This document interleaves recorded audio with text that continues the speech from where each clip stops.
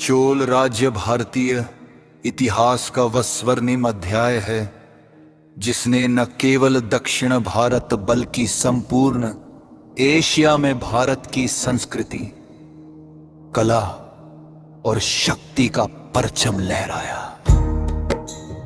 चोल साम्राज्य मुख्यतः तमिलनाडु क्षेत्र में विकसित हुआ और इसकी राजधानी तंजावुर तथा गंगैकोंडचोलपुरम रही। चोल वंश का इतिहास लगभग तीसरी शताब्दी ईसा पूर्व से आरंभ होता है, लेकिन इसका वास्तविक उत्कर्ष मीं से 13वीं शताब्दी के बीच देखने को मिलता है। इस काल में चोल शासकों ने एक शक्तिशाली, संगठित और सुशासित साम्राज्य की स्थापना की। चोल वंश के महान शासकों में राजा चोल प्रथम और राजेंद्र चोल प्रथम का नाम स्वर्ण अक्षरों में अंकित है। राजा चोल ने एक सशक्त प्रशासन, विशाल सेना और भव्य स्थापत्य कला को बढ़ावा दिया। उनके द्वारा निर्मित बृहदेश्वर मंदिर आज भी विश्व की महान स्थापत्य कृतियों में गिना जाता है और यह यूनेस्को विश्व धरोहर स्थल है।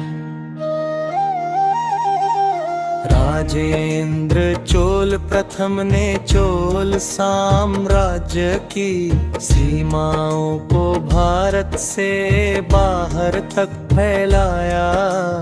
उन्होंने श्रीलंका, मलेशिया, इंडोनेशिया और दक्षिण पूर्व एशिया तक समुद्री अभियानों द्वारा चोल शक्ति का विस्तार किया।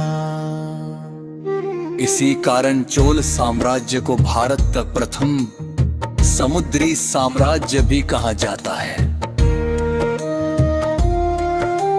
चोल राज्य की प्रशासनिक व्यवस्था अत्यंत उन्नत थी। ग्राम सभाएं, नगर सभाएं और स्थानीय स्वशासन की प्रणाली उस समय भी प्रभावी रूप से कार्य करती थी। भूमि कर व्यवस्था, सिंचाई, तौली और न्याय व्यवस्था अत्यंत सुव्यवस्थित थी। चोल शासकों ने कला और संस्कृति को विशेष संरक्षण दिया। कांस्य मूर्तिकला, विशेष रूप से नटराज की प्रतिमा, चोल कला की अमूल्य देन है।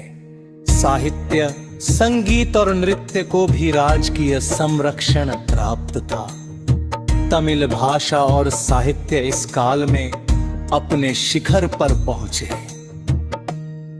धार्मिक दृष्टि से चोल शासक शैव धर्म के अनुयायी थे, परंतु वे सभी धर्मों के प्रति सहिष्णु थे। मंदिर न केवल पूजा स्थल थे, बल्कि शिक्षा, कला और सामाजिक जीवन के केंद्र भी थे।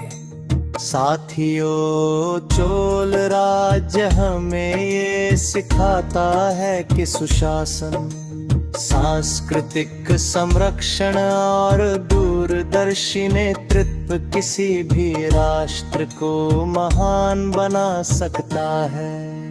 चोल साम्राज्य भारत की उस गौरवशाली विरासत का प्रतीक है जिस पर हमें गर्व होना चाहिए।